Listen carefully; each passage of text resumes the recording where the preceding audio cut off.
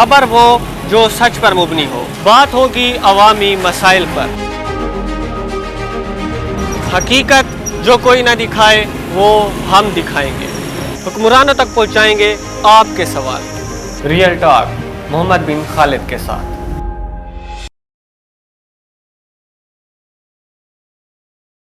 बिस्मिल्लाहिर्रहमानिर्रहीम, अस्सलाम वालेकुम। आप देख रहे हैं रियल टॉक, मैं हूं मोहम्मद बिन खालिद। नाजरीन, डेरा इस्माइल खान इंतज़ामी उहदों के लिहाज से बड़ी अहमियत रखता है।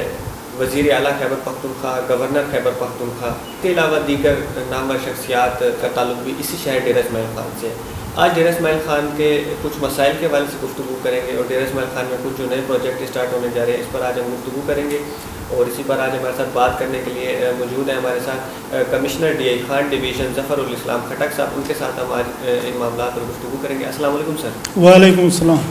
अच्छा सर, DI खान इंतज़ामी उहदों के लिहाज से एक इंतहाई अहमियत का हामिल ज़िला है, लेकिन DI खान में जो अमन अमान की सूरत हाल है वो इस वक्त इंतहाई नाजुक मोड़ पर पहुँच चुकी है। सर, इस हवाले से थोड़ा सा बताइए, क्या कहेंगे और क्या इंतजाम किए जा रहे हैं? सिक्योरिटी के हवाले से मैं आपको बताता चलूँ कि आपको के इल्म में होगा कि यहाँ पे पुलिस भी तैनात है, यहाँ पे FC भी तैनात है और यहाँ पे एक खुसूसी 40 डेव जिसको कहते हैं जो बेसिकली ओकाड़ा में स्टेशन होता है वो भी यहाँ पे आया हुआ है।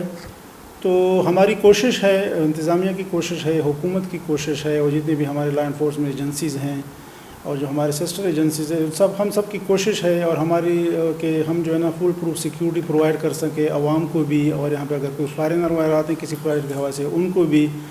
और अभी आपने रिसेंटली देखा होगा कि मुहर्रमुल हराम पे काफ़ी ज़बरदस्त इंतज़ामात हमने किए थे और अल्लाह ने करम किया कि बड़े अमन व अमान के साथ हमारा मुहर्रमुल हराम गुज़रा है। तो हमारी कोशिश है और कि सिक्योरिटी के हवाले से जो इंतज़ामात मुमकिन हों वो हम कर सकें और इंशाल्लाह उम्मीद है कि वक्त के साथ साथ हालात बेहतर होते जाएंगे। अच्छा सर, डेरा इस्माइल खान में महंगाई जो है वो कंट्रोल नहीं हो पा रही है। प्राइस लिस्ट दुकानदारों के पास, रेडी पानों के पास मौजूद तो है, लेकिन उनके ऊपर अमल दरामद कराने के लिए कोई फील्ड में मौजूद नहीं है। प्राइस कंट्रोल कमेटियाँ जो है वो भी कहीं ख़ास नज़र नहीं आती है। सर, इस हवाले से क्या इक़दाम किया? देखो, मैं आपको बताता चलूँ कि आप अभी मेरे दफ्तर से जब ये इंटरव्यू ख़त्म हो जाए आप जा सकते, मेरे बिहाफ पे मैं आपके सामने फ़ोन भी कर लूँगा। DC जो हमारे जो डिस्ट्रिक्ट एडमिनिस्ट्रेशन है उसका हेड होता है और उसके सरबराही में हर महीने रेगुलरली मीटिंग होती है और फिर वीकली जो है उनकी मॉनिटरिंग होती है और रोज़ाना की बुनियाद पे जो हमारे असिस्टेंट कमिश्नर साहिबान हैं वो जाते हैं फील्ड में और प्राइस लिस्ट जो है वो भी अवेज़ा करवाते हैं और उन पे अमल भी करवाते हैं। जहाँ जहाँ पे वहाँ उनकी खिलाफ वर्जी होती है तो कानून हरकत में भी आता है और हम आपको डिटेल आपके साथ शेयर कर सकते हैं कि हमने एक पूरे साल के अंदर और फिर पिछले महीने के अंदर हमने कितने जुर्माने किए हैं, ना सिर्फ डीहान डिस्ट्रिक्ट में बल्कि पूरे डीहान डिवीज़न में। तो जो कवानीन है होर्डिंग के हवाले से, प्राइस कंट्रोल एक्ट है, तो उस पर अमल दरामद हो भी रहा है और आपके साथ हम फिगर शेयर कर सकते हैं तो और हम उस पर अमल दरामद करवा रहे हैं। अच्छा सर, DI खान में दरियाए सिंध किनारे पर तजावुज़ात के नाम पर ऑपरेशन किया गया। पहले उसके अंदर ये चीज़ है कि इस ऑपरेशन के दौरान एक्सीवेटर के नाम पर कोई 42 लाख रुपए का सुना जा रहा है कि बिल निकाला गया। दूसरी बात ये कि दरियाए सिंध किनारे पर तो तजावुज़ात के खिलाफ ऑपरेशन हो, लेकिन जो DI खान अंदरून शहर के अंदर जो तजावुज़ात हैं उसके खिलाफ ऑपरेशन होता तो है, लेकिन उसके बावजूद भी जो तजावुज़ात हैं वो ख़त्म नहीं हो पा रहे हैं। सर, इस हवाले से कोई स्ट्रिक्ट एक्शन इंतज़ामिया लेगी? मैं थोड़ा सा आपकी तस्कीर करता जाऊँ। देखो ना, तजावुज़ात के नाम पे नहीं, ये बिल्कुल तजावुज़ात के ख़िलाफ़ ही ऑपरेशन है। आपके इल्म में होगा कि नियर जो पास्ट है उसमें सवाद में एक बड़ा अफसोसनाक किस्म का हादसा हुआ। उसके बाद जो है ना हुकूमत की तरफ से, वज़ीर आला खैबर पख्तूनख्वा की तरफ से, चीफ सेक्रेटरी खैबर पख्तूनख्वा की तरफ से और पेशावर हाई कोर्ट की तरफ से बड़े स्पेसिफ़िक हिदायत मौसूल हुई हैं और उसके मुताबिक हमने लाइन ऑफ एक्शन और फिर होमवर्क किया। जो रिवर बेड प्रोटेक्शन एक्ट है 2003-4 का और 2014 में जो अमेंड हो चुका है उसके मुताबिक हमने बड़ा होमवर्क करके जितनी भी तजावुज़ात जो सैलाब का अंदेशा साबित हो सकते थे, सैलाब के वजह बन सकते थे, उनके ख़िलाफ़ हमने होमवर्क किया और उसके मुताबिक फिर हम एक्शन के पीछे चले गए। जहाँ तक बात है अंदरून शहर का, चूँकि ये प्रायोरिटी थी, आपको पता है मानसून चल रहा है, प्री मानसून बहुत ज़्यादा बारिशें हुई हैं, तो इस वजह से हमने उसको प्रायोरिटी पर रखा है। حکومت کی طرف سے، وزیر اعلیٰ کی طرف سے، چیف سیکرٹری کی طرف سے ہمیں بڑے سخت قسم کے ہدایات ہیں کہ آپ نے اکراس دا بورڈ یہ سارا کام کرنا ہے. تو اندرون شہر کے حوالے سے بھی اس کے بعد جو یہ منسون گزر جائے ہم سارا ریونیو اسٹاف کو بلا کے اور جو ٹیم ایز ہیں اور ان کو بلا کے ہم دیکھیں گے اگر ہمارے پاس کوئی اس قسم کے تجاوزات ہوئے تو ان کے خلاف بھی ہم عمل درآمد کروائیں گے. اچھا سر، اس تجاوزات کے تناظر میں اسسٹنٹ کمشنر اور تحصیلدار کے اگینسٹ ایک ناقابل ضمانت وارنٹ گرفتاری بھی جاری کیا گیا ہے. اس حوالے سے کیا کہیں گے؟ کیونکہ یہ جو کارروائی ہوئی ہے ہم نے یہ بھی سنا ہے کہ یہ اس میں جو ہے ہائی کورٹ کے احکامات بھی شامل تھے. ہائی کورٹ کی جانب سے بھی یہ کہا گیا تھا کہ ان تجاوزات کو ختم کیا جائے.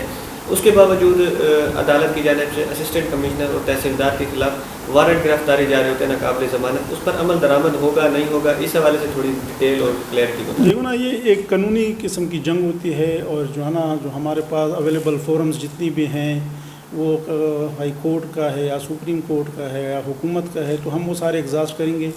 دیکھو نا، بات یہ ہے کہ ہمارے پاس ہائی کورٹ کے بڑے اسپیسیفک ڈائریکشنز ہیں اور ان کے مطابق ہم اینٹی انکروچمنٹ کر رہے ہیں. ڈرائیو ہمارا شروع ہے، آپ نے خود آبزرو کیا، دیکھا ہوگا. اور اس میں یہ ہائی کورٹ کے ہدایات میں یہ بھی شامل ہے کہ سول کورٹ اس حوالے سے کوئی اسٹے آرڈر ایشو نہیں کرے گا. تو اگر وہ انہوں نے کوئی اس قسم کا ایشو کیا ہے تو یہ ہم رجسٹرار ہائی کورٹ جو پشاور ہائی کورٹ ہے ان کے نوٹس میں بھی لے کے آئیں گے. اور جو ہے نا ہم ہمارے پاس جو ضرورت قانون کے جہاں پہ ہائی کورٹ ہے یا مثال کے طور پر اگر یہ سول کورٹ سے ہے تو سیشن کورٹ ہمارے پاس موجود ہے، تو ہم ان کے پاس جائیں گے تو انشاءاللہ العزیز یہ ٹھیک رہے گا. اچھا سر، ڈی آئی خان میں گرلز کیڈٹ کالج کا قیام عمل میں لایا جا رہا ہے اور آپ کو ابتدائی طور پر جو ہے پرنسپل بھی تعینات کیا گیا پہلا. تو اس حوالے سے سر بتائیے کہ تعلیمی سرگرمیاں گرلز کیڈٹ کالج کی کب شروع ہونے جا رہی ہیں اور گرلز کیڈٹ کالج کی جو ذاتی اپنی بلڈنگ ہوگی اس کی تعمیرات کا عمل کب شروع ہوگا؟ ابھی جو آپ ادھر میرے پاس انٹرویو کے لیے تشریف لائے ہیں، اسی وقت ہم بالکل girls cadet college D Khan کے بارے ہی میں میٹنگ کر رہے ہیں اور مجھے اس کا پہلا جو ہے نا پرنسپل ایڈیشنل چارج دیا گیا ہے. تو ہماری کوشش ہے کہ ہم جو اس کا پہلا تعلیمی سیشن ہے سپٹمبر کے مڈ تک ہم شروع کر سکیں. اس کے متعلق ہم جو ہے نا دن رات محنت کر رہے ہیں، کوشش کر رہے ہیں.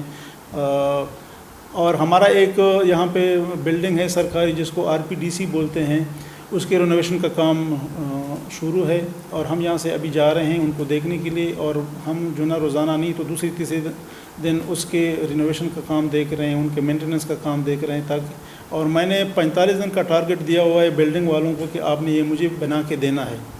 اور ساتھ ساتھ جو مثال کے اس کے بعد کیڈٹ انٹیک ہے اس پہ بھی کام ہو رہا ہے، جو اسٹاف ہائرنگ ہے اس پہ بھی کام ہو رہا ہے. تو انشاءاللہ العزیز ہم ایک تو جو آپ کا سوال ہے اس سال ستمبر کے وسط تک کوشش کریں گے کہ ہم جو ہے نا فرسٹ بیچ آف کیڈرس انٹیک لے سکے اور سیشن سٹارٹ کر سکیں. دوسرا جو آپ کے سوال کا حصہ ہے وہ کہ پرماننٹ بلڈنگ کے بارے میں ہمارا یہ ہے کہ PC2 بن چکا ہے، کنسلٹنٹ آن بورڈ آ رہے ہیں اور ان کو جو ہے نا 3 مہینے کا ہم ٹائم دیں گے کہ وہ اس پہ ہمیں PC1 بنا کے دیں کیونکہ وہ بلینز کا پروجیکٹ ہے. تو انشاءاللہ العزیز نیکسٹ 3 سالوں میں وہ بلڈنگ جو ایکسکلوسیو ہوگا کہ کالج پرپز کے لیے وہ بھی انشاءاللہ العزیز بن جائے گا. فنڈس کی کوئی کمی نہیں ہے، تو امید کرتے ہیں کہ نیکسٹ 3 ایئرز میں ہم اپنے یہ جو ایکسکلوسیو بلڈنگ ہے اس میں شفٹ کروا لیں گے. سر آخر میں بات کریں گے ڈیرہ اسماعیل خان میں دریائے سندھ کنارے پر نادرہ کمپلیکس بھی اپنے جو سروسز فراہم کر رہا تھا.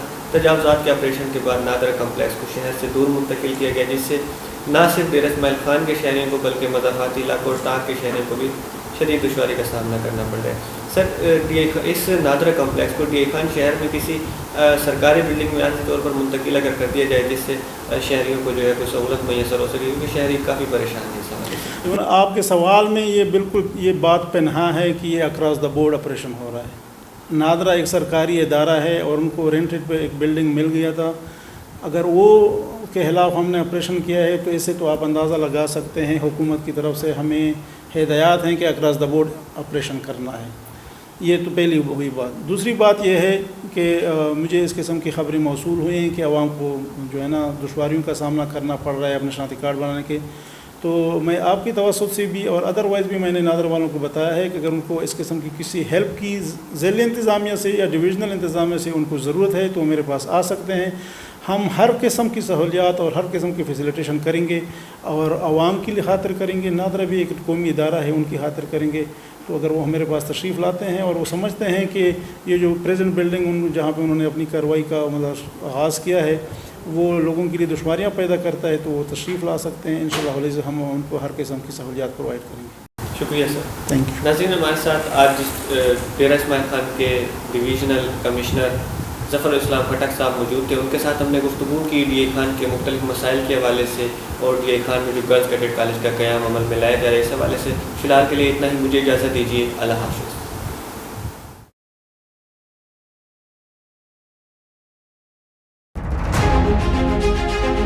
खबर वो जो सच पर मुबनी हो, बात होगी अवामी मसाइल पर। हकीकत जो कोई ना दिखाए वो हम दिखाएंगे, हुक्मरानों तक पहुंचाएंगे आपके सवाल। रियल टॉक मोहम्मद बिन खालिद के साथ।